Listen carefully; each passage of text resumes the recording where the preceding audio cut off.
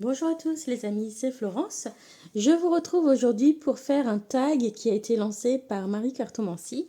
Et je trouve que c'est sympa qu'elle ait créé ce tag parce que ça permet de vraiment faire un tag pas juste où on va montrer les jeux, mais aussi qui permet de discuter et de parler de ses débuts avec la cartomancie.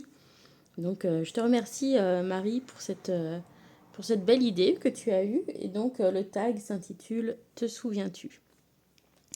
Donc, le but de ce tag, si j'ai bien compris, c'est de parler de nos débuts avec la cartomancie, essentiellement parler des 10 premiers jeux que l'on a eus en sa possession, et puis éventuellement de quelques autres jeux très influents. Voilà. Donc, bon, certains vous allez savoir, hein, puisque j'ai déjà quand même parlé plusieurs fois des débuts de ma chaîne et des débuts de mon rapport avec la cartomancie. Mais voilà, c'est sympa aussi de retracer un petit peu l'historique et de voir le chemin parcouru, je trouve. Alors, avant de démarrer tout de suite dans le vif du sujet avec mon premier jeu, j'ai envie de vous parler du premier jeu avec lequel je suis rentrée en contact, mais qui n'est pas forcément le premier jeu que j'ai eu en ma possession.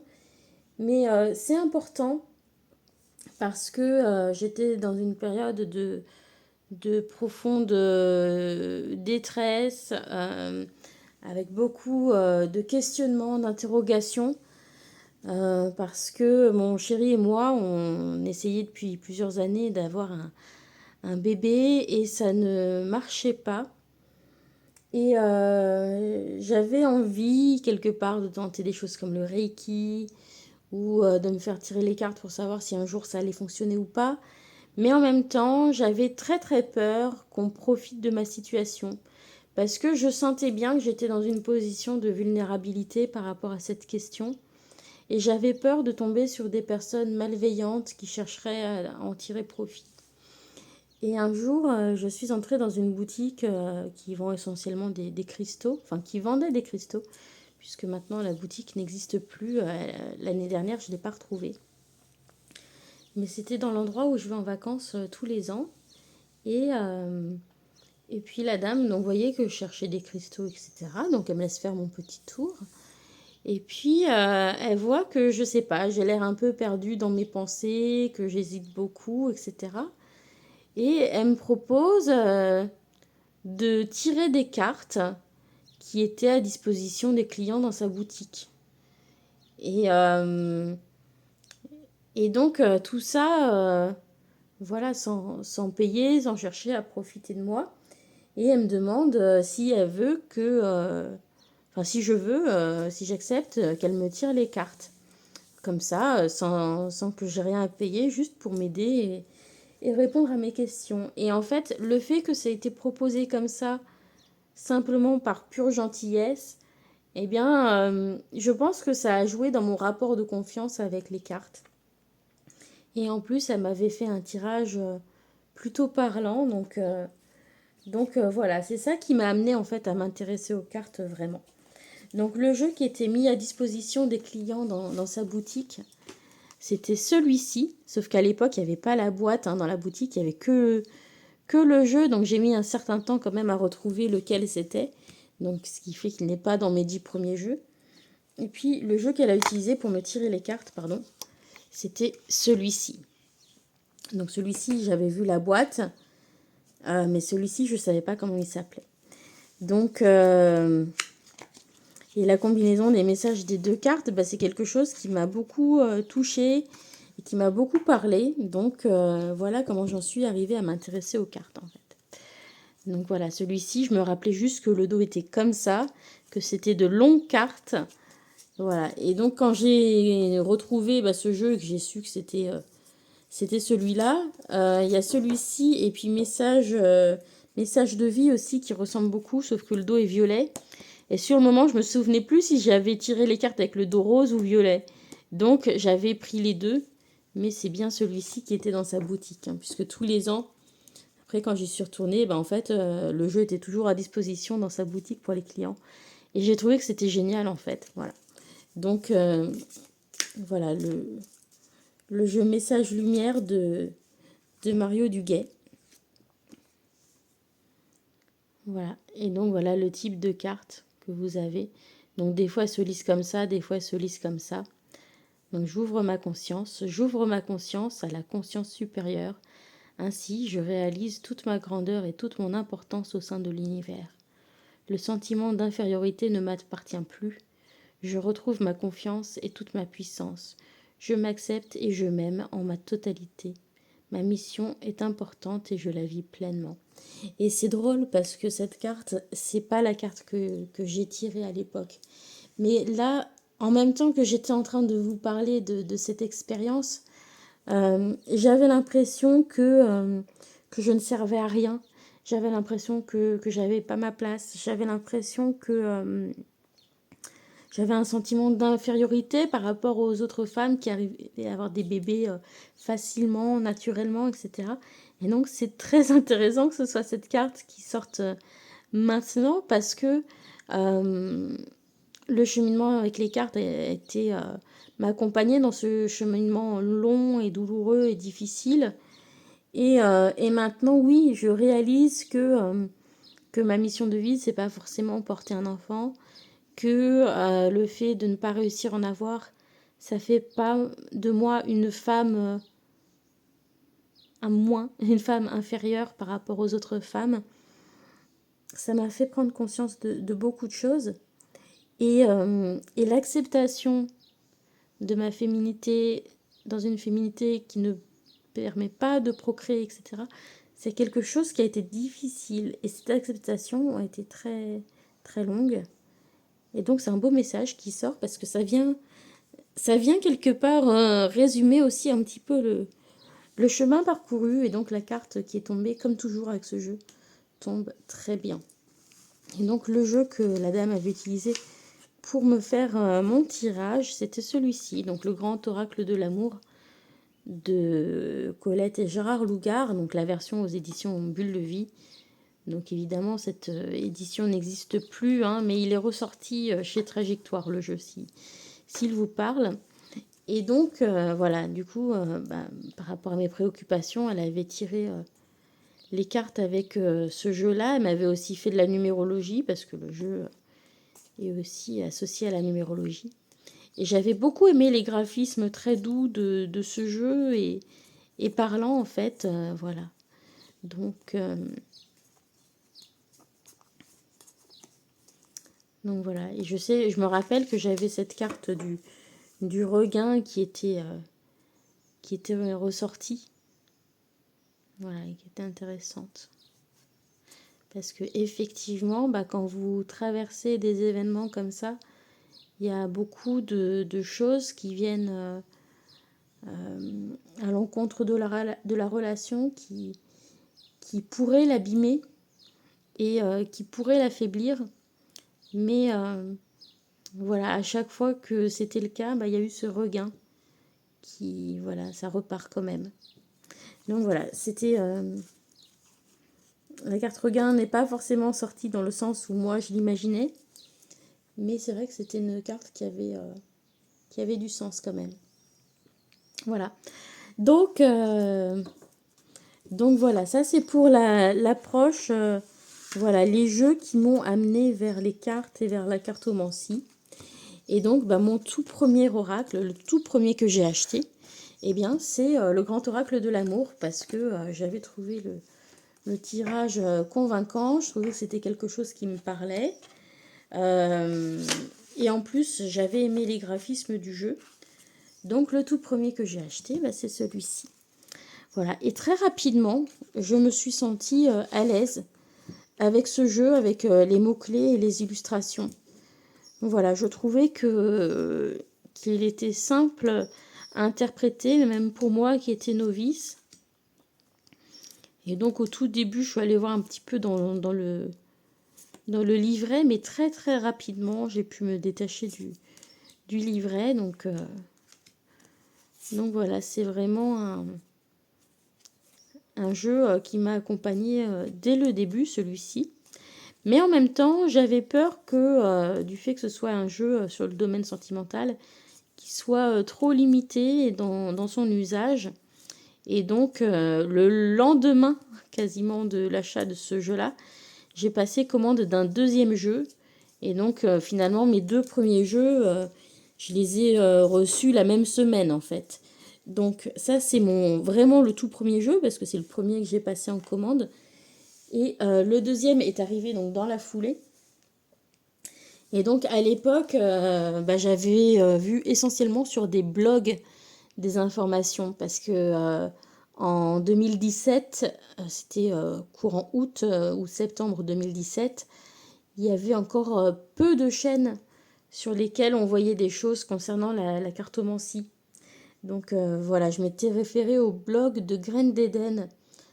Graines d'Éden qui a sorti des jeux depuis dans les petites boîtes, les petits oracles. Donc le petit oracle de Merlin, le petit oracle, je ne sais plus encore lequel elle a sorti, mais voilà, elle en a sorti plusieurs.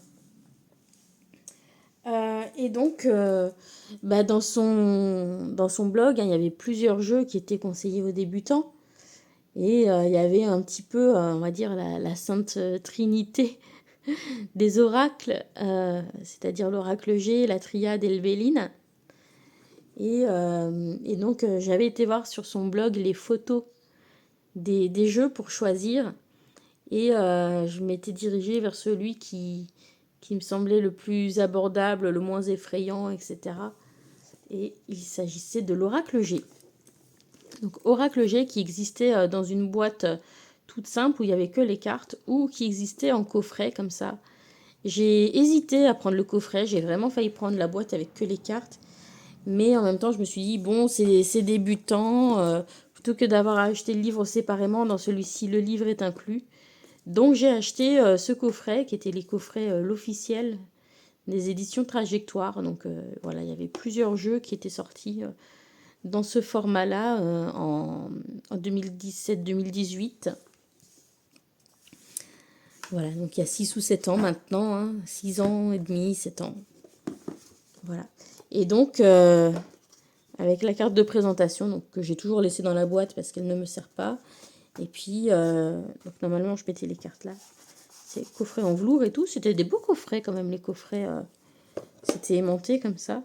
Ils étaient longs, mais en même temps, ils étaient assez fins. Donc, à ranger, ça allait encore. C'était pour des gros coffrets. Et donc, il y avait le livre comme ça. Voilà, avec la signification des cartes. Et puis à la fin, il y avait quelques tirages classiques, on va dire. Voilà, donc écoutez, ça a fait le job hein, pour démarrer avec l'oracle G et puis rapidement me sentir en confiance avec. Donc l'oracle G n'est plus dans cette boîte-là, hein, parce que c'est pas forcément très pratique pour moi d'aller ouvrir la boîte, renverser les cartes, etc. Donc il a été transféré dans un petit pochon comme ça. Et il est plus tout à fait en état d'origine, puisque c'est le premier jeu également que j'ai essayé de modifier. Parce que notamment je suivais beaucoup de chaînes anglo-saxonnes, notamment la chaîne de Kelly Fitzgerald, sa chaîne s'appelle The Truth in the Story. C'était vraiment une des chaînes massives au niveau de l'influence pour moi. Et donc c'est quelqu'un qui personnalise beaucoup ses jeux, et notamment les tranches. Donc je me suis lancée sur celui-ci et ça n'a pas été une franche réussite. Parce que là, évidemment, noir, il y a une bordure noire devant, donc ça pourrait être facile. Mais derrière, la bordure est dorée. Et mon feutre avait bavé sur la bordure dorée, comme vous pouvez le voir ici, par exemple. Et donc, j'avais décidé de prendre un coton avec un peu d'alcool pour effacer là où ça avait marqué derrière. Et du coup, ça a aussi décoloré le doré avec. Ce qui lui a donné un effet tout à fait patiné et dégueulasse à la fois. Donc ce travail de personnalisation, comme vous pouvez le voir, n'est ni fait ni à faire, n'est-ce pas? Mais voilà, on apprend.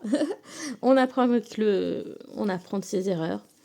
Et l'oracle G, voilà, je l'ai vraiment beaucoup, beaucoup tiré au départ. Je me suis beaucoup entraînée avec. Je tirais les cartes quotidiennement avec pour prédire ma journée, pour avoir des informations sur des événements. Et mon but, c'était vraiment le divinatoire beaucoup plus que la guidance dans mes débuts. Voilà, parce que j'avais cette préoccupation essentiellement de savoir si j'allais tomber enceinte. Et ensuite, quand j'ai fait un suivi médicalisé voilà, d'assistance à la procréation, voilà, je voulais savoir quelles étaient mes chances, est-ce que les conditions étaient bonnes, est-ce que ça allait fonctionner ou pas. Donc voilà, il a été utilisé très largement celui-ci. Et puis j'ai eu la chance aussi d'avoir des amis qui ont bien voulu être cobayes pour que je m'entraîne à tirer les cartes avec. Donc voilà, j'ai fait de beaux tirages avec, notamment avec un ami. Bon, j'en ai parlé plusieurs fois, mais voilà, pour un tirage sentimental, et ça avait très, très, très bien parlé, ça avait été très, très juste. Voilà, et donc ça m'avait vraiment mis en confiance, et c'est notamment grâce à ça que je me suis lancée dans ma chaîne il y a 6 ans, et que j'ai commencé à présenter les cartes de l'oracle G, les cartes de l'oracle de l'amour, etc. Et j'ai fait à la fois du contenu de présentation de cartes, et du contenu sur la signification des cartes, voilà, d'après mon expérience. Ma petite, très courte expérience, puisque j'avais un peu moins d'un an d'expérience, mais par contre, je tirais les cartes de manière très intensive. Voilà. Et donc, il y a 6 ans, quand j'ai démarré ma chaîne, l'idée, c'était vraiment d'ouvrir ce monde, parce que moi, j'avais un peu galéré à trouver des infos sur les jeux lorsque j'avais voulu démarrer. J'avais eu du mal à avoir des images, etc. Et donc je m'étais dit, en montrant les jeux, ça permet aux gens de se rendre compte, de voir si ça leur plaît ou pas. Parce que à l'époque, il n'y avait pas beaucoup de jeux dans les rayons. Souvent, c'était placé en hauteur, à côté des trucs un peu space, ou dans des petites vitrines fermées à clé, où il fallait expressément demander au vendeur d'aller ouvrir la petite vitrine pour voir ce jeu. Ça se trouvait que en librairie, il y en avait pas, on n'en voyait pas à la Fnac, on n'en voyait pas à Cultura, etc. C'était encore vraiment assez fermé, et, euh, et l'accès à ces jeux était pas évident. Le seul endroit où on pouvait accéder à ces jeux facilement, sans jugement, de la part des vendeurs en librairie, c'était par Amazon, quoi.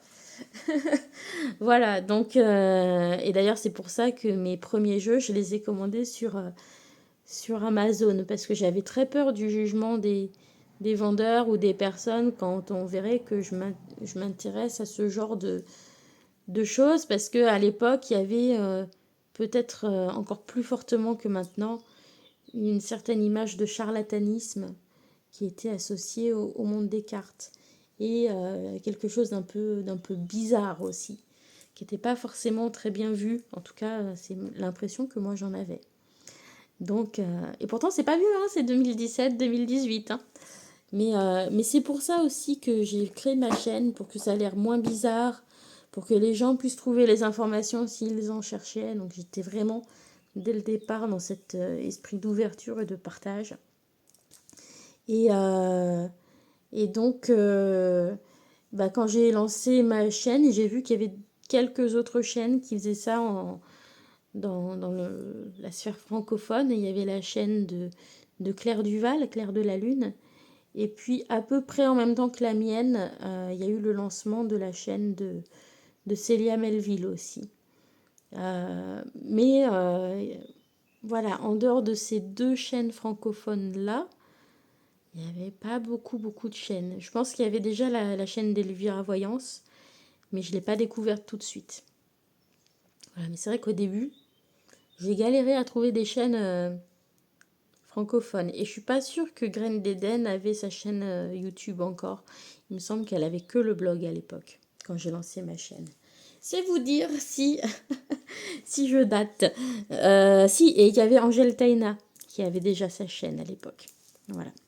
Mais il n'y avait pas beaucoup de chaînes. Voilà. Donc, bah non, je vais pas remettre dedans parce que la boîte, je vais la ranger. Hein. Je l'ai sortie pour la vidéo. Mais voilà. Donc, jeu numéro 1. Le premier, bah, c'était celui-ci, un grand oracle de l'amour. Et oracle numéro 2 qui rentre dans ma collection, c'est l'oracle G. Voilà. Donc, le fait d'avoir ma chaîne, bah, ça m'a été très pratique pour faire ce tag. Parce que toutes mes premières reviews étaient numérotées. Donc, si vous allez tout au bout de ma chaîne, eh bien, vous pourrez me voir il y a 6 ans en train de présenter tous mes premiers jeux avec voilà, beaucoup de candeur et de naïveté, sans doute. Le jeu numéro 3, il me semble que c'est mon chéri qui me l'a offert. Et je pense qu'il a dû me l'offrir pour l'anniversaire de mariage. Donc il a dû arriver quand même assez rapidement, je pense, dans la collection. C'est l'oracle de Gaïa de Tony Carmine Salerno. Et je pense que je l'ai acheté un petit peu sous l'influence de la chaîne de Célia Melville, qui aimait beaucoup les jeux de Tony Carmine Salerno. Et effectivement, dans un premier temps, c'est un jeu qui m'a très bien parlé, qui m'a bien accompagnée, parce qu'il apportait beaucoup de douceur, de réconfort, et avec ce que je traversais, bah, j'avais besoin de ce jeu un petit peu doudou. Voilà. Et ça me plaisait parce que c'était pas trop religieux dans son propos comme jeu. Voilà. Et puis mon chéri bah, me l'avait offert aussi parce qu'il y avait le cœur sur le dos des cartes, etc. Donc voilà, ça lui avait plu aussi de m'offrir ce jeu. Et voilà le dos. Et je me souviens que j'avais été émerveillée par la qualité du coffret. Parce que bah, comparé à la présentation, par exemple, du grand oracle de l'amour qui est dans une petite tugbox en carton, là, c'était quand même autre chose. Il y avait le livret en couleur, le petit pochon pardon, en satin, la boîte, etc. Donc voilà, pour moi, c'était ouh, c'est génial tout ça, c'est trop beau. Donc voilà, donc on avait des très jolies illustrations de Tony Carmine Salerno. Après, je crois que c'est le seul jeu que j'ai acheté de lui. Parce que j'avais pas forcément envie de choses trop redondantes. Mais je l'ai beaucoup aimé, je l'ai pas mal utilisé dans mes débuts.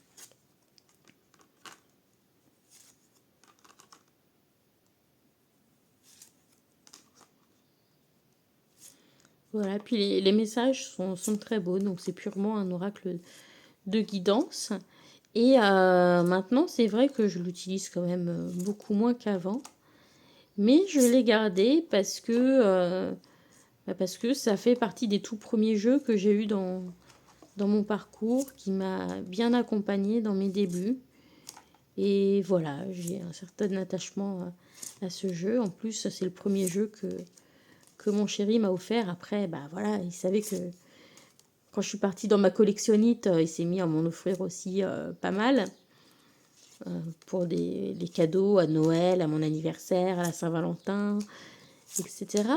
Mais voilà, celui-ci, c'était un des premiers comme ça. Donc voilà, comme le disait Marie, il y a aussi la manière dont ça a été offert, le moment où ça a été offert, qui joue dans la valeur sentimentale qu'on accorde au jeu. Voilà. Et du coup, bah, ça me donne envie aussi de tirer une carte un petit peu avec chacun de ces jeux pour voir bah, ce qu'il en est maintenant. Je ne l'ai pas fait pour le jeu l'oracle de l'amour, mais celui-ci, c'est un jeu avec des messages. Donc voilà, j'ai bien envie de voir un petit peu ce qui ressortirait. Et on a le cœur sacré, passion, amour, communion spirituelle. Bah oui, quand même. Hein. Par rapport à la cartomancie, c'est un message qui pourrait, je pense, bien convenir. Allez, on va aller voir rapidement ici. Vous entrez dans une période d'amour profond et sincère, un moment très émouvant durant lequel vous vous concentrerez et vous vous questionnerez sur ce qui vous importe le plus dans la vie. Vous allez réévaluer vos priorités et vos valeurs. Cela vous mènera à la découverte de vous-même et vous formerez un lien spirituel approfondi avec votre environnement, votre famille et vos amis. L'amour et la gratitude que vous ressentez pour la vie augmenteront. Par instant, vos émotions enfleront au point d'en devenir presque insupportables. Pourtant, il n'y a rien à craindre car il s'agit d'un moment précieux et sacré durant lequel vos intentions affectueuses seront comprises et ressenties par tous. Votre sagesse et votre lumière intérieure éclaireront, inspireront et guériront tous ceux qui vous entourent. C'est une excellente période pour l'écriture et vous aurez peut-être envie d'entamer une œuvre artistique. N'oubliez pas de remercier la terre et les étoiles pour les bienfaits que vous recevez. Je suis à l'écoute de ma sagesse et de ma lumière intérieure. L'amour me guide encore et toujours. Je fais profiter autrui de mon énergie, de ma sagesse, de ma lumière. Je ne fais qu'un avec la terre et les étoiles. Les bienfaits que je reçois transcendent les limites du temps et de l'espace. Et voilà, je trouve que c'est aussi quelque part un beau message et une belle carte pour parler de mon parcours avec les cartes et de cette évolution. Parce que je pense que, oui, j'ai vraiment eu envie aussi de... C'est quelque chose qui m'a très rapidement passionnée, qui a ouvert un amour particulier. Et j'ai très rapidement voulu partager cet amour, cette lumière, cet outil de sagesse, de guérison. Donc voilà, je pense que là aussi, c'est un beau message. Voilà. Et ça fait longtemps qu'on l'a pas vu sur les réseaux, l'oracle de Gaïa de Tony Carmine Salerno. Donc voilà, peut-être que ça le fera redécouvrir. Mais en plus, voilà, les cartes étaient assez sympas au niveau des mots-clés. Hein. Donc voilà, c'était un bon oracle de guidance malgré tout, je trouve.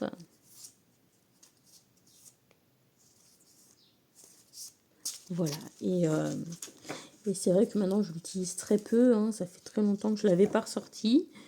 Mais pour autant, voilà, j'ai pas forcément envie de m'en séparer. Tant que j'ai de la place, je garde. Hein. Voilà.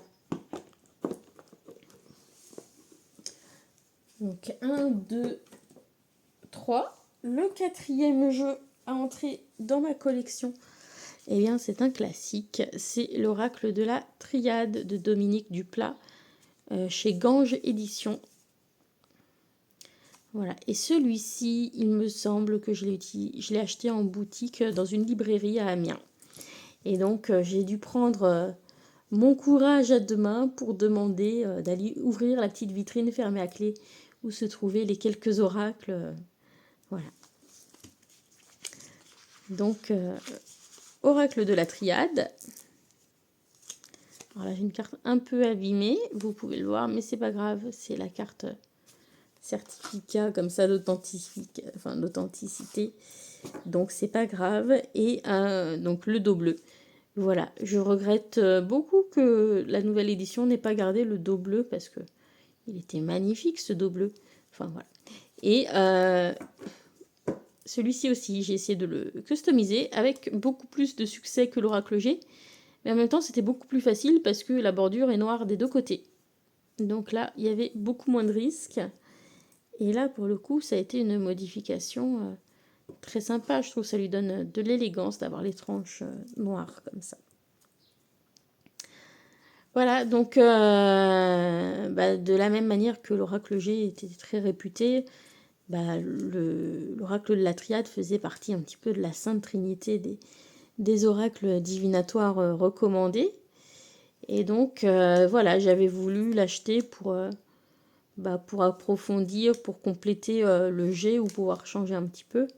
Et puis au niveau des illustrations, il est quand même plus artistique, je trouve, que l'oracle G, mais il a aussi l'air plus difficile peut-être à appréhender, parce qu'il y a plus de symbolisme dedans. Mais voilà, il m'avait attiré quand même, et celui-ci, eh bien... je l'utilisais quand je faisais notamment des transferts d'embryons à la clinique pour savoir si j'avais raison d'espérer ou pas. Et j'ai très souvent eu ces deux cartes-là qui ressortaient. sacrifice ou foudre. Et bah, les deux, en fait, celui-ci, vous avez ces éclairs rouges qui font penser à du sang et des veines. Et puis c'est la foudre, il y a quelque chose qui est avorté, etc. Hein, donc qui est cassé, donc ça ne marchait pas. Hein. Et puis celle-ci, le sacrifice, l'épreuve aussi avec la tache de sang ici, la coupe qui rappelle un peu la forme de l'utérus avec le sang comme ça dedans. Voilà, donc j'avais très souvent ces deux cartes-là qui ressortaient, parfois la carte épreuve aussi qui l'accompagnait. Voilà, et généralement, bah voilà, ça, celui-ci ne se trompait jamais hein, là-dessus. Et je l'ai tiré à chaque fois. Même quand je voulais y croire, j'essayais de retirer les cartes pour avoir des choses meilleures. Et donc, bon, des fois, au bout d'un moment, je finissais par avoir un truc un peu moins négatif. Mais combien de fois il m'a averti pour me dire que non, c'était pas... Non, c'est non. C'est non. Et j'ai fini par comprendre que ce sera très probablement toujours non, et que ça ne doit pas faire partie de cette incarnation. Hein. Je pense que voilà. Je pense qu'il faudra faire une croix dessus, même s'il m'arrive encore des fois d'espérer quand j'ai un cycle incroyablement long avec beaucoup de retard. Ça m'arrive encore d'espérer, mais même si j'ai bien conscience que c'est probablement pas inscrit dans ma destinée et que ça fait partie des épreuves karmiques que j'aurai à surmonter. Voilà, en trouvant comment trouver du sens à ma vie autrement. Voilà. Donc le numéro 4, bah, c'était le triade. Hein, la triade qui, pour le coup, je trouve, a une voix plus dure que l'oracle G.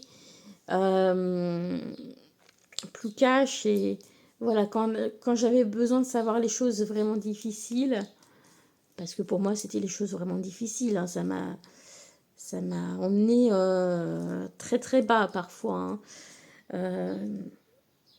Mais j'avais besoin de l'honnêteté quand même de ce jeu et de sa clarté, parce que quand je voyais la tour ou sacrifice, c'était quand même sans équivoque pour moi, il n'y avait pas de doute sur l'interprétation. Donc c'est un jeu qui m'a été très, très utile quand même si c'est un jeu voilà, qui m'a souvent fait du mal parce que bah, forcément il y avait beaucoup de déception dans le fait de tirer ces cartes-là. Le numéro 5. Allez, quelque chose de plus léger. J'ai voulu commencer à m'intéresser au tarot et donc mon premier tarot, je l'ai découvert sur la chaîne de Claire Duval. Et elle disait beaucoup de bien de ce jeu. Et les couleurs me plaisaient beaucoup. Donc voilà, je me suis laissée convaincre sur celui-ci. Le tarot des mondes oniriques de Stéphanie Pumunlo. Et donc très très joli jeu. Donc j'aime toujours ce jeu parce que ce dos est incroyablement beau. Voilà. C'est des couleurs que j'adore. Et la combinaison, ce jaune pâle avec le violet, c'est quelque chose que j'adorais faire avec les crayons de couleur quand j'étais gamine en plus. C'est des couleurs que j'aime beaucoup associer ensemble. Donc déjà, voilà. Le dos, juste ça donne envie de l'utiliser. Et puis les illustrations aussi sont très très belles. Hein, les illustrations de Stéphanie Pumunlo, elles sont magnifiques. Mais étant débutante et le livret d'accompagnement ne donnant pas vraiment de mots-clés simples, en tout cas la manière dont le livret d'accompagnement était construit, il ne donne pas un accès simple à la signification des cartes. Parce que c'était mélangé dans la description des cartes, etc. Mais il n'y avait pas quelque chose où on vous dit telle carte, d'une manière simple, elle veut dire ça. Donc, il m'a fallu du temps pour rentrer dans le tarot. Et celui-ci, j'avais beaucoup de mal à mes débuts à l'utiliser sans sans le livret, à l'utiliser simplement à l'intuition.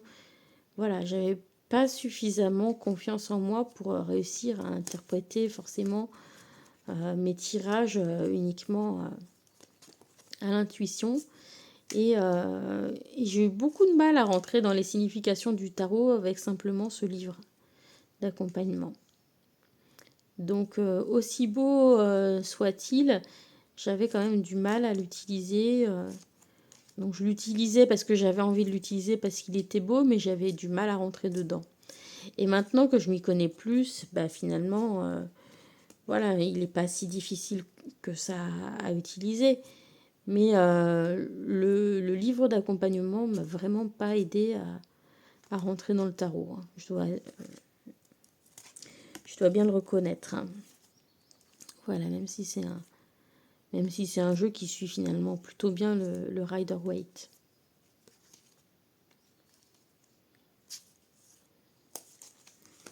Voilà, mais étant débutante, je m'appuyais quand même beaucoup sur le livret voilà, pour avoir confiance dans le message qui sortait, hein, pour être sûre de ce que je racontais. Parce que j'avais peut-être pas suffisamment aussi confiance en moi, j'avais pas beaucoup de pratique derrière moi. Donc voilà. Et bah, j'aime toujours beaucoup l'esthétique de ce jeu, donc c'était quand même un bon choix de l'avoir acheté. Mais c'était pas forcément un bon premier tarot, parce que ça me parlait pas suffisamment.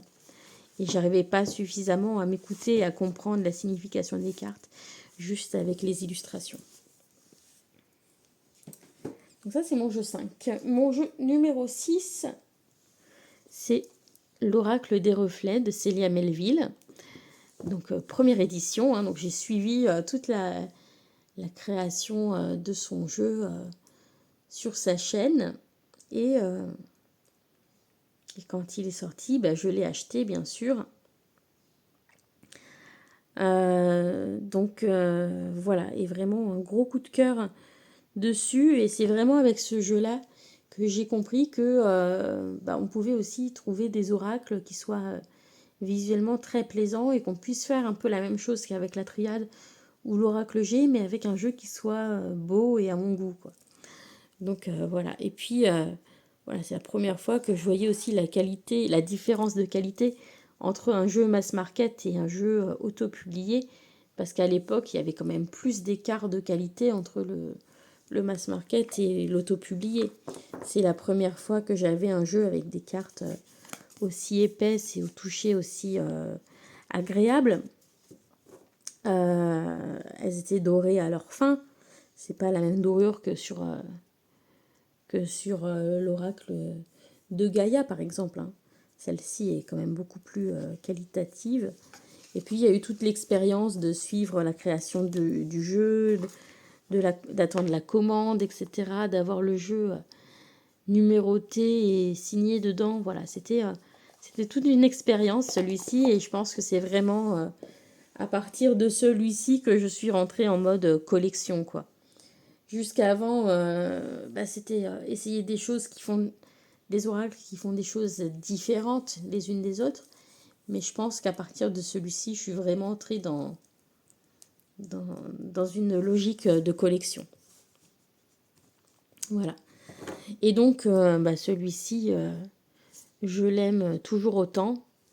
Je me sens très à l'aise pour tirer les cartes avec, que ce soit pour moi ou pour les autres. Et ayant déjà à ce moment-là l'expérience un petit peu de l'oracle G et de la triade, eh bien quand j'ai l'oracle de Célia entre les mains, bah, ça devient beaucoup plus facile pour moi d'interpréter les cartes. Et il y a une connexion qui se fait beaucoup plus rapidement, beaucoup plus naturellement, parce que ça y est, je commence à avoir un petit peu d'expérience et retrouver des choses un peu communes d'un jeu à l'autre. Voilà. Et donc, eh bien, quand il sort, c'est vraiment, voilà, c'est vraiment un jeu que j'attendais avec impatience et que j'adore et que je prends en main rapidement, avec lequel je me sens vite en confiance, vite capable d'interpréter intuitivement les cartes. Et donc voilà, tout de suite, il y a cette belle connexion avec ce jeu, voilà, qui s'installe. Et celui-ci, vraiment, ça devient de mes incontournables, quoi. Jusqu'à ce jour encore.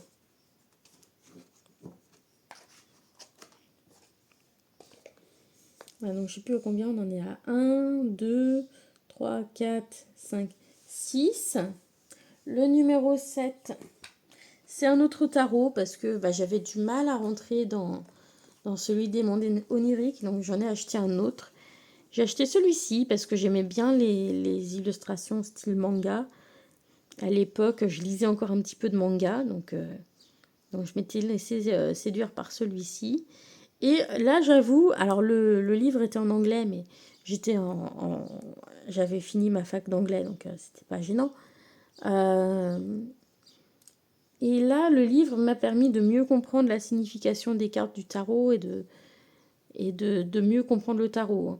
Donc, et pourtant, les deux livrets étaient écrits par Barbara Moore. Mais voilà, celui-ci, j'ai trouvé plus facile d'accès que le tarot des mondes oniriques. Donc, c'est le Mystical Manga Tarot. Et bien sûr, le jeu n'est plus dedans parce que je l'ai mis dans un petit pochon transparent. Et évidemment, j'ai oublié de le sortir parce que j'ai oublié qu'il n'était plus dans sa boîte. Donc voilà. Je vais aller le chercher. C'est pas loin, c'est dans mon étagère à côté. Faut juste que j'essaye de pas tout faire bouger quand je vais me rasseoir. Hop. Voilà, les amis. Donc il est là-dedans, vous voyez. Donc la qualité, là, donc est quand même bien inférieure à la qualité, je trouve, du tarot des mondes oniriques en termes d'édition. Mais bon, voilà, les Wellin, on est sur quelque chose de beaucoup plus fin. Malgré tout, ça tient quand même dans le temps. Mais voilà, je le trouvais joli. Je l'ai utilisé un petit peu au début. Mais voilà, j'avais quand même régulièrement besoin du livret pour interpréter mes tirages. Voilà. Et celui-ci, je ne l'utilise plus, quasiment plus. Je l'ai remis de côté en me disant, allez, dans un petit truc comme ça, là, en me disant, ça va m'aider à le ressortir, parce que la grosse boîte, c'est plein d'étapes qui font que quand on n'a pas trop le temps, on va pas choisir ce jeu-là. Mais bon, pour autant, je ne l'ai pas réutilisé beaucoup, même en le mettant dans le petit sachet. Et d'un côté, voilà, c'est un des premiers jeux, donc j'ai pas forcément envie de m'en séparer comme ça. Et puis, bon, il y a beaucoup d'illustrations que je trouvais quand même très jolies dans ce jeu. Donc voilà, je me suis posé la question cette année de savoir si j'allais le revendre ou pas. Mais voilà, pour l'instant, c'est pas encore... non, c'est pas encore décidé. Je pense que je le garderai quand même encore. Même si je l'utilise peu, je pense que pour l'instant, tant que j'ai la place de le ranger et que c'est pas gênant, je vais le garder parce qu'il y a quand même ce lien affectif avec les jeux des débuts, quoi.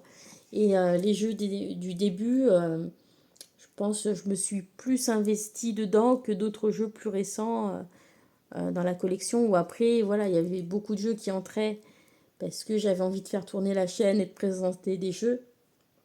Et donc, après, je me suis un petit peu moins impliquée dans les nouveaux jeux qui rentraient. Alors qu'au début, je m'impliquais quand même beaucoup plus dedans pour les comprendre, pour travailler avec.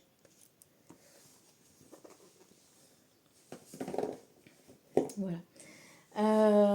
Le jeu suivant. Alors, le jeu suivant a eu quand même beaucoup d'importance pour moi. Et j'y suis profondément attachée, même si c'est pas le plus beau ni le plus cher. C'est Mademoiselle Lenormand des éditions Piatnik. Voilà, c'est mon tout premier Lenormand, celui-ci. Et j'ai appris le Lenormand en suivant la chaîne d'Elvira Voyance. J'ai complété mes connaissances ensuite avec la chaîne de Kelly Fitzgerald, la chaîne américaine, The Truth in the Story, parce qu'elle utilise aussi pas mal le normand sur sa chaîne, notamment quand elle faisait des tirages pour les gens. Et après, qui est-ce que j'ai regardé encore pour compléter ma compréhension du petit Lenormand? Bon, bah, il y a Alexandre Mosrock. J'ai regardé ses vidéos, j'ai acheté son livre. Mais dans les débuts, ouais, c'était essentiellement Kelly Fitzgerald et, et Elvira Voyance. Voilà. Donc, à l'époque, j'ai dû le payer 7 € en l'achetant sur Amazon. Et il a énormément servi. Je l'avais dans mon sac en permanence, dans mon sac à main, dans mon sac de boulot pour aller travailler. J'ai même scotché la boîte tout autour pour la renforcer parce qu'elle commençait à s'abîmer pas mal. Voilà, et donc lui a beaucoup servi. Et pour un jeu qui coûte 7 €, bah, les cartes n'ont pas bougé. Et ça, je trouve ça top. La qualité de chez Piatnik, voilà, on pourrait se dire pour 7 €, bah, ça durera le temps que ça dure. Mais en fait, les cartes sont vraiment de bonne qualité, quoi. Donc maintenant, je crois qu'il est un peu plus. Hein. Maintenant, je crois qu'on le trouve plutôt autour de 9-10 €. 9 € peut-être sur Amazon. Mais à l'époque, c'était 6 ou 7 €. C'était vraiment pas cher. Voilà. Et je l'aime bien parce que c'est celui-ci avec lequel j'ai appris. Hein. Donc pour moi, c'est la référence et tous les autres sont comparés à celui-ci en termes de Lenormand. Et puis voilà, les illustrations sont claires, on ne peut pas se tromper, il n'y a pas de trucs inutiles dessus. Voilà, et par rapport à celui de Grimaud avec le petit quatrain, je trouvais que celui-ci était plus lisible, moins chargé. Et puis peut-être un petit peu plus moderne, par exemple au niveau du bateau, de la maison, du chien, etc. Voilà, les visuels étaient quand même un petit peu plus modernes et donc je préférais celui-ci.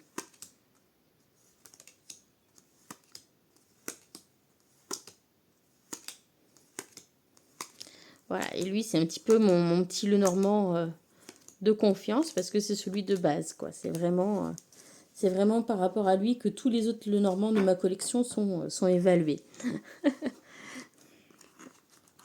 Voilà, donc lui, bah, je l'ai acheté, je me suis dit, je prends celui-ci. C'est le même que dans les vidéos, donc voilà, pour m'y retrouver, ce sera plus facile.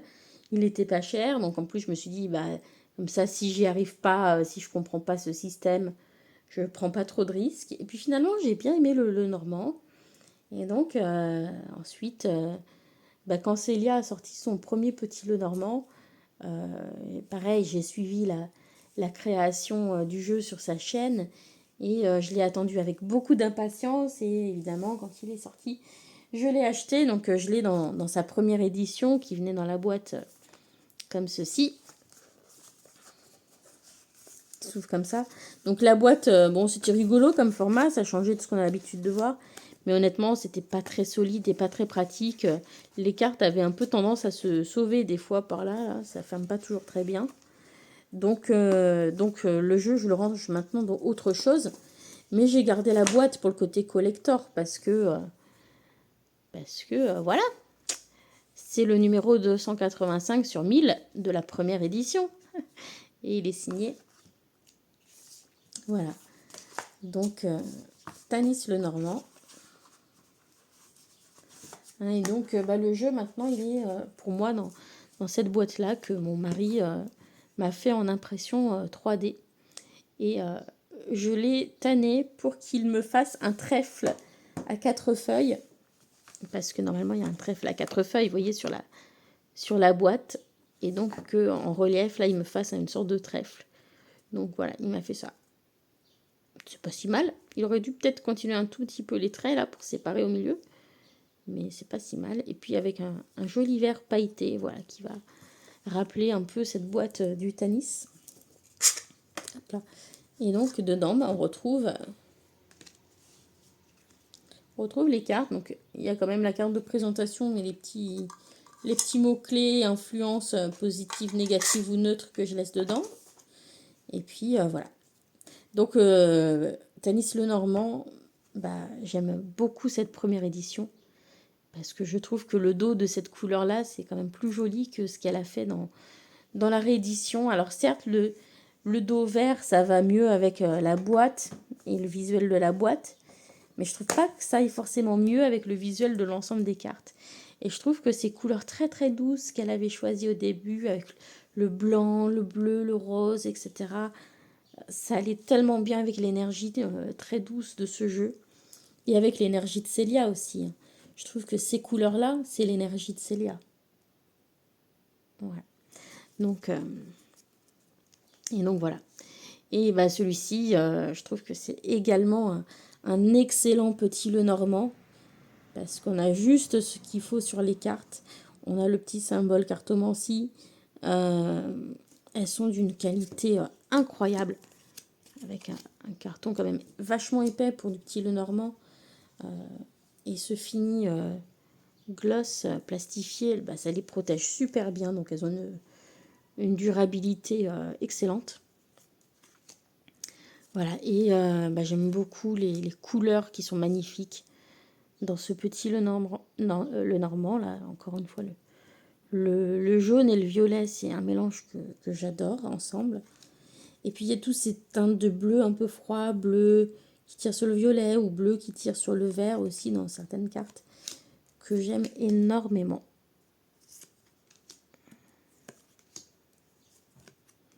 Vous voyez ces tons un peu comme ça là, j'adore. Là comme dans cette carte de l'ours. J'adore cette carte de l'ours. C'est une de mes préférées dans ce petit Lenormand. Je crois que les deux que j'aime le plus dans ce petit Lenormand, c'est la carte de l'ours et la carte de l'étoile.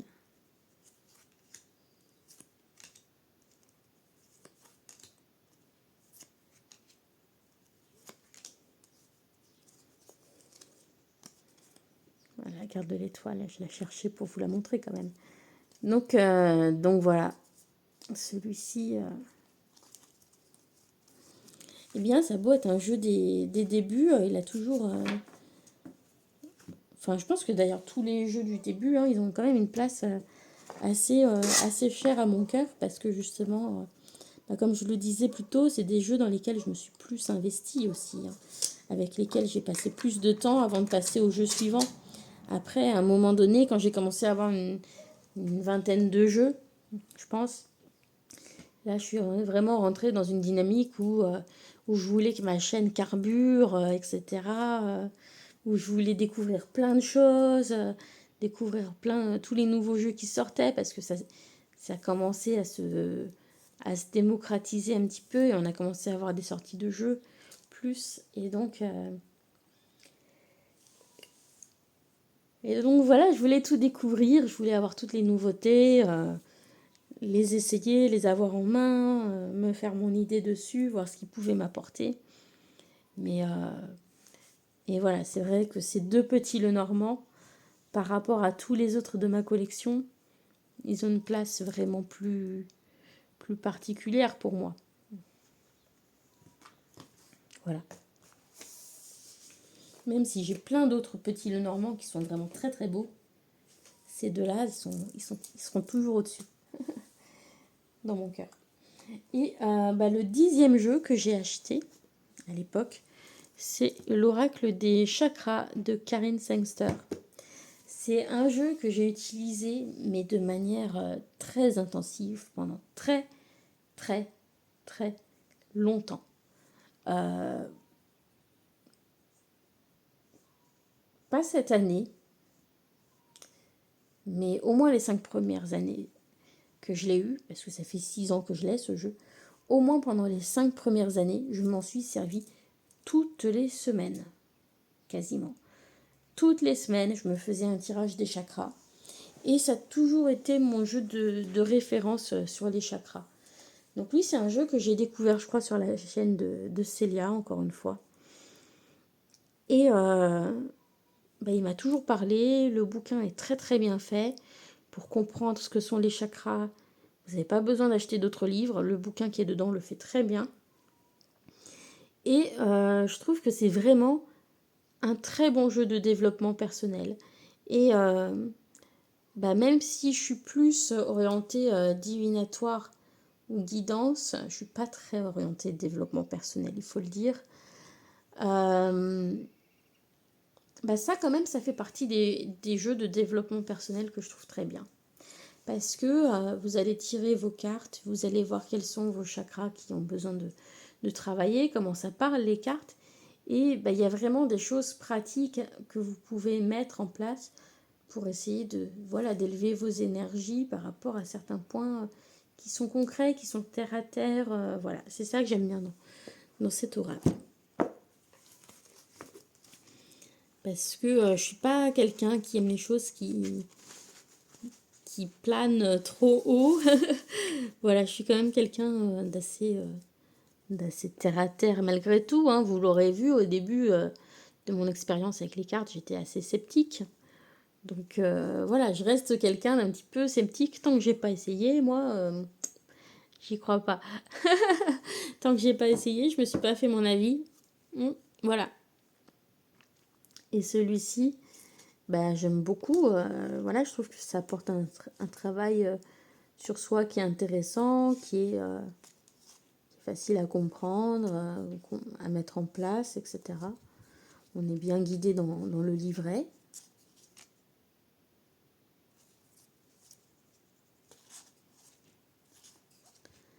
Et je le trouve tellement bien fait que pendant très longtemps, c'était mon seul jeu sur ce thème. Après, voilà, j'en ai acheté un ou deux autres, mais guère plus, hein, parce qu'il est vraiment très bien pour travailler sur les chakras. J'ai acheté le livre d'Antoinette Charbonnel, non, le jeu d'Antoinette Charbonnel, comment il s'appelle, l'Oracle Lumière, qui est en partie sur les chakras, mais pas que. Et une petite boîte des éditions Contredire. Mais honnêtement, de tous mes jeux sur les chakras, c'est celui-là que je préfère. Celui-là et celui d'Antoinette Charbonnel. Voilà, qui parle très bien aussi pour les chakras. Mais vraiment, ce que je préfère pour ce travail-là, c'est voilà.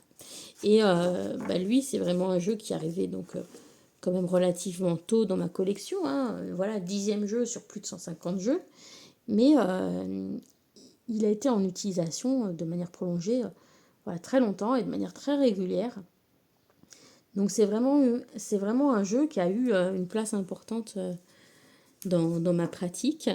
Et puis, au-delà de l'utiliser pour simplement les tirages sur les chakras, j'aimais bien l'utiliser aussi dans les guidances amoureuses parce que je trouvais que ça donnait un petit axe de travail sur quoi travailler pour être en harmonie avec l'autre. Et je trouvais ça très intéressant comme axe pour donner une guidance.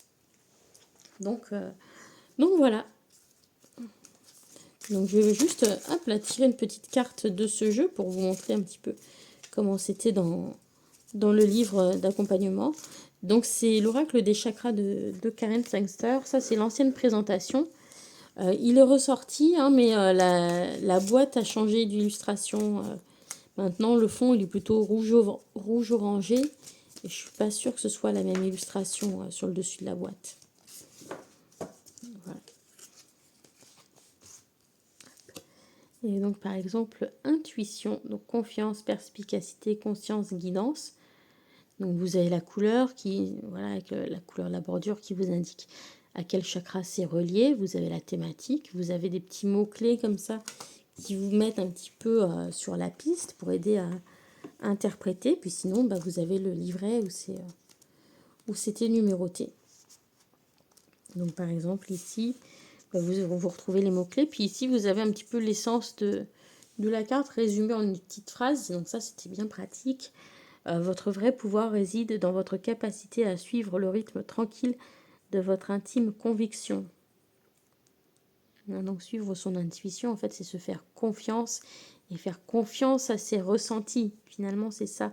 Et de se laisser guider par ça et pas autre chose.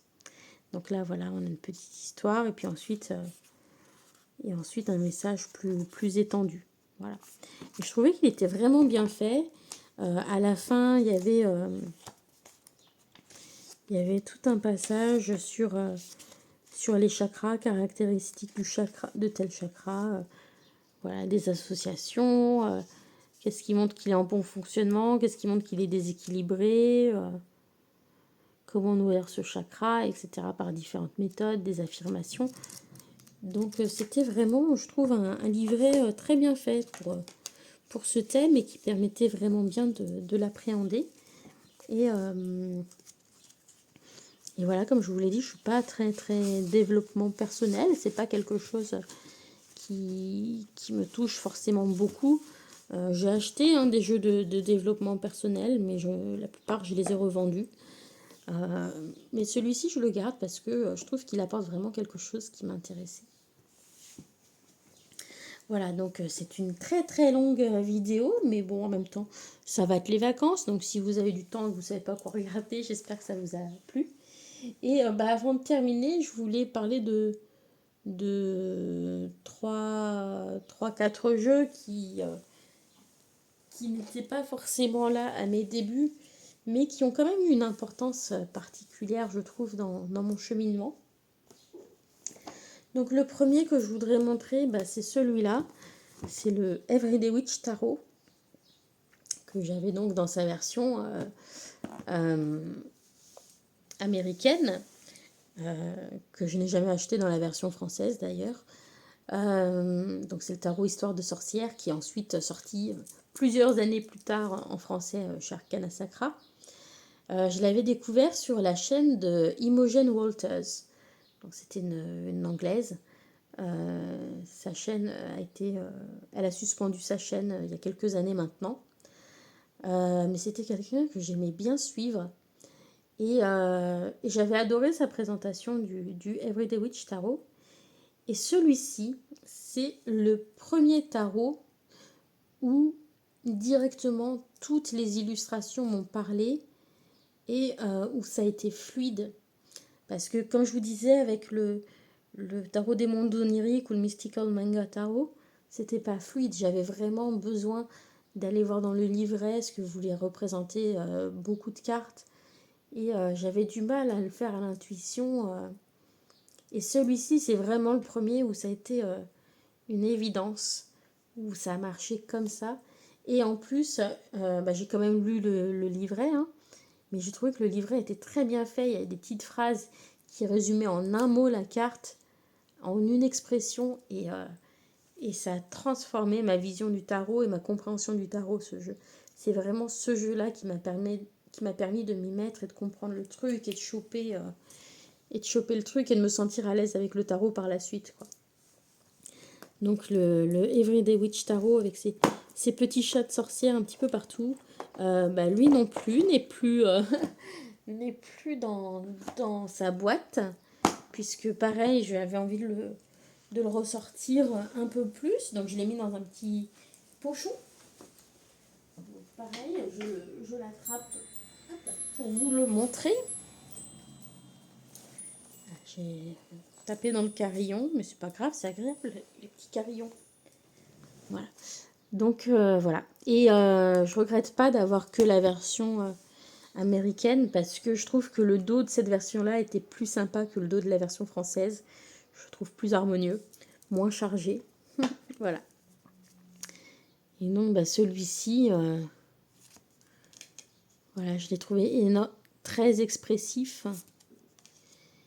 Et voilà, je l'aime vraiment beaucoup, ce tarot. Et voilà, ça m'a fait de la peine cette année quand j'ai fait un peu le bilan de ma cartothèque, de voir que ça fait longtemps que je ne l'avais pas utilisé parce qu'il était dans sa grosse boîte avec voilà, toutes les manipulations à faire pour sortir le jeu où ça prend du temps. Je me suis dit non, il faut que je le mette à disposition, que ce soit facile. Parce que c'est tellement un bon tarot, il est tellement parlant celui-ci. Voilà, donc lui c'est vraiment le jeu qui m'a permis de débloquer ma compréhension du tarot, quoi. C'est hop, tarot unlock avec celui-ci. Ouais, celui-ci, les scènes sont très expressives, très parlantes. Et là, pour la première fois, j'ai vraiment pu totalement faire à l'intuition avec ce tarot et me sentir à l'aise. Et la lecture du petit bouquin a été enrichissante et m'a vraiment voilà, confortée dans le truc. Donc ouais, lui c'est un jeu qui a eu de l'importance dans mon parcours vraiment. Et puis le deuxième tarot qui a eu comme ça beaucoup d'influence et qui m'a vraiment donné confiance aussi dans mes lectures au niveau de la lecture des cartes, c'est le Lightseers Tarot. Pareil, que j'ai acheté dans la version américaine. J'ai pas attendu que la version française sorte. Parce qu'en plus, j'ai loupé à peu de choses la version auto-publiée. Donc, voilà.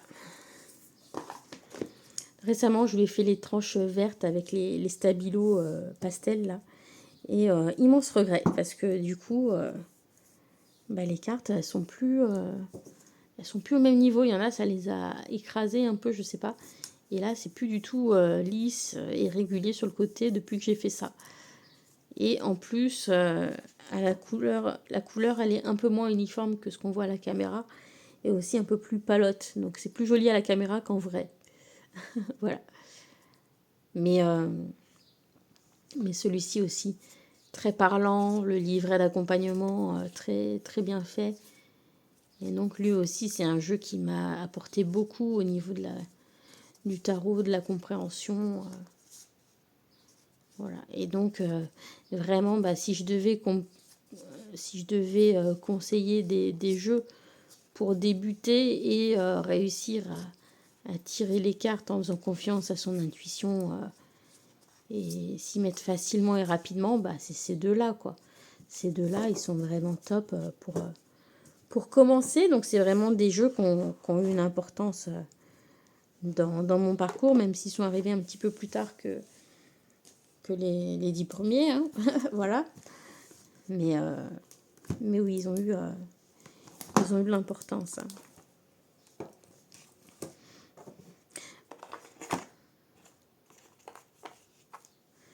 Voilà. Et quelque part, j'ai cette chance de parler anglais. Donc ça m'a permis aussi de suivre beaucoup de chaînes américaines ou anglo-saxonnes et de découvrir souvent des jeux bien avant qu'ils arrivent sur le marché français. Ça m'a permis aussi de les utiliser dans leur version américaine sans me sentir bloquée par le fait de ne pas comprendre le livret.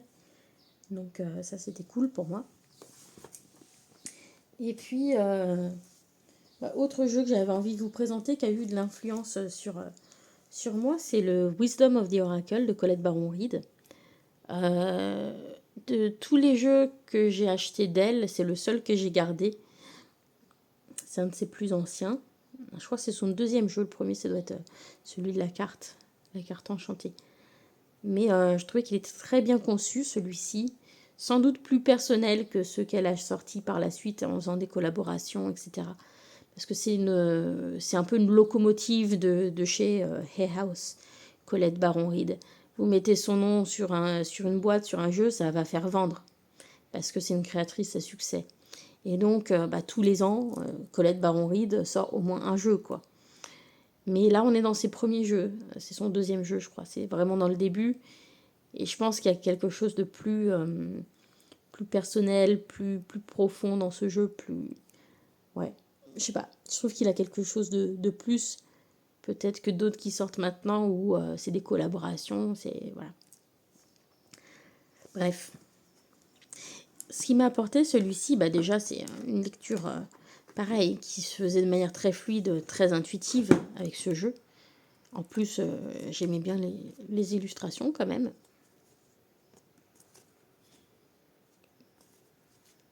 Je suis pourtant pas très photocollage, mais celui-ci, voilà, je l'aimais bien. Et celui-ci, c'est le livret qui m'a apporté beaucoup. Alors, il y a beaucoup de choses qu'on peut interpréter facilement comme ça, juste à l'intuition, avec le nom de la carte, en regardant ce qui se passe. Mais ce que j'ai beaucoup aimé dans ce livret de Colette Baron-Reid, c'est le travail qu'elle fait de détailler pour les personnes qui commencent les différentes manières de voir et d'interpréter la carte. D'avoir le message essentiel, voilà, le message de base de la carte, le message de l'oracle, le message si ça concerne une relation, si ça concerne la prospérité, l'argent, le travail. Et puis si c'est un message de mise en garde pour vous protéger. Et donc c'est vraiment ce livret-là qui m'a fait prendre conscience à quel point il ne faut pas regarder toujours la carte dans sous le même angle. Et c'est vraiment ça qui m'a aidé par la suite à affiner mes tirages en adaptant beaucoup plus la manière dont je vois la carte par rapport à la question posée, par rapport au domaine, etc.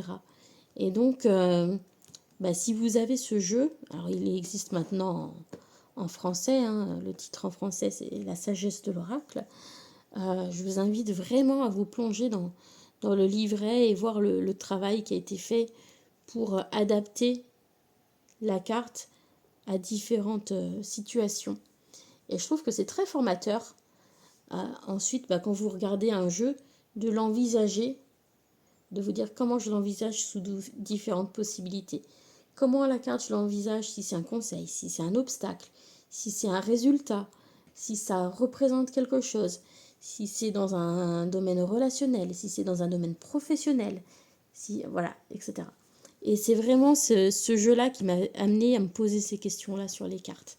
Donc c'est un jeu qui a eu beaucoup d'influence et qui m'a vraiment aidé à progresser dans la cartomancie. Et donc c'est un jeu, je pense aussi que je garderai longtemps parce que je prends toujours plaisir à l'utiliser d'ailleurs. J'aime bien le ressortir un peu tous les étés, celui-ci. Et en plus, je le trouve très juste, très intéressant, très bien conçu. Et honnêtement, je trouve que c'est l'un des meilleurs jeux que Colette Baron-Reid a pu faire au cours de sa carrière. Notamment parce que je pense que c'est l'un des plus personnels qu'elle a créé, quoi. Voilà. Donc voilà. Donc, et dernier jeu que j'avais envie de vous montrer, c'est un des tout premiers jeux que j'avais découvert en faisant mes recherches, hein. Je vous ai parlé d'une sainte trinité de la divination. Et il m'a fallu du temps pour m'y plonger, mais maintenant que j'y suis plongée, mais c'est mon jeu favori, quoi. C'est l'indispensable. Si je gardais qu'un seul jeu sur Terre, ce serait celui-là. Et c'est l'oracle Béline traditionnel. Voilà, tout simplement. Donc, celui-ci, voilà, je crois que je me suis jamais autant investie dans un jeu, hein, parce que celui-ci, j'ai carrément acheté une formation dessus. Mais voilà, le Béline, il mérite bien d'être dans cette sainte trinité des oracles divinatoires, j'ai envie de dire. Voilà. Et donc, ma vidéo touche un petit peu à sa fin. Et donc, j'ai fait aussi cette vidéo, j'ai répondu à ce tag parce que hier, je me promenais dans l'espace Culture Leclerc, qui a un rayon tarot et oracle immense à Clermont-Ferrand. Il y a vraiment beaucoup de choix. Ils ont même du Los Scarabeo, des trucs souvent qu'on voit un petit peu que sur Amazon, qu'on voit pas forcément en boutique. Ils ont vraiment un choix énorme. Quand j'ai vu toutes ces boîtes différentes alignées les unes les autres, ils peuvent même pas les mettre de face tellement qu'il y en a dans le rayon. Et c'est tous des titres différents, donc c'est très compliqué quand vous cherchez un jeu parce qu'il y en a tellement, ça prend du temps. Et je me suis dit, waouh, quelle différence par rapport à quand j'ai commencé à tirer les cartes, où ce type de jeu, il n'y en avait aucun dans les grandes surfaces, entre guillemets, ou les grandes surfaces culturelles. Il n'y en avait pas. Et là, maintenant, on a des rayons blindés. Donc je me suis dit, waouh, quelle évolution. Et c'est intéressant de revenir sur ces jeux du tout début, de voir quel est mon rapport avec eux et comment mon rapport avec la cartomancie évolue. Donc c'est toujours quelque chose qui me passionne dans le sens où j'ai toujours envie d'apprendre, de me perfectionner, de créer aussi mes propres jeux.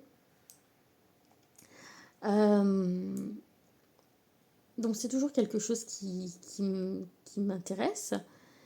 Et en même temps, il y a tellement une overdose de sorties de jeux que que j'ai plus forcément envie de regarder tout ce qui sort. Parce que y en a trop, quelque part, qui sort pour qu'on puisse tout suivre, tout acheter, tout aimer. Voilà, il y a trop. Au bout d'un moment, on est obligé de sélectionner. Et puis j'ai une collection qui est quand même étendue. J'ai pas tout gardé dans ce que j'ai pu acheter parce que pareil, ça faisait trop. Au bout d'un moment, ça fait trop. Mais en même temps, bah voilà, je fais aussi partie des gens qui ont permis d'ouvrir ce monde quand j'ai créé ma chaîne il y a 6 ans. Parce que il n'y avait pas beaucoup de chaînes qui faisaient ça en français quand j'ai lancé ma chaîne. Et, et voilà, ça faisait quelque part partie de ce que je voulais aussi, d'ouvrir ce monde-là, de rendre visible. Et maintenant, il est bien visible, bien installé, entré même dans les mentalités. C'est même une sorte de mode quelque part. Et à côté de ça, voilà, des fois le côté un peu commercial me peine un petit peu.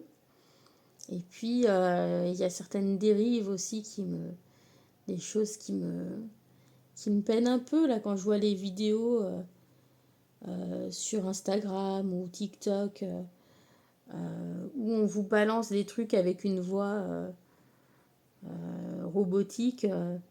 Si tu tombes sur cette vidéo, c'est qu'il va t'arriver ça, ça, ça, ça, ça, ça, ça. Et qui vous sortent des cartes qui débitent n'importe quoi, ça n'a même pas de rapport avec la carte, ce qui sort. Voilà. Quand c'est juste pour avoir du clic et avoir du buzz, etc. Des fois, ça me saoule de voir que la cartomancie que j'aime, ça devient aussi ça. Mais à côté de ça, c'est vraiment quelque chose qui m'intéresse, qui me passionne. Et maintenant que j'ai beaucoup de jeux, que j'ai fait le tour de beaucoup de choses, je suis pas sûre d'avoir envie de montrer encore beaucoup de jeux nouveaux sans arrêt tout le temps sur ma chaîne. Mais j'ai vraiment envie de me plonger dans les cartes, de me plonger dans la pratique et voilà, de plus être simplement dans la découverte du nouveau truc qui vient de sortir, quoi. Voilà, donc j'espère que cette vidéo vous aura plu, que ceux qui me suivent aussi depuis longtemps, parce que j'ai des abonnés fidèles qui me suivent depuis le début, qui sont toujours là, ça vous aura fait plaisir de revoir, de retracer aussi les débuts de la chaîne, d'avoir cette petite rétrospective sur mes toutes premières vidéos. Et voilà, j'espère que vous avez passé un bon moment. En tout cas, moi, ça m'a fait plaisir de me replonger aussi dans mes souvenirs et voilà, de me réintéresser au début de la chaîne. Et donc, je vous fais plein de bisous. Bye!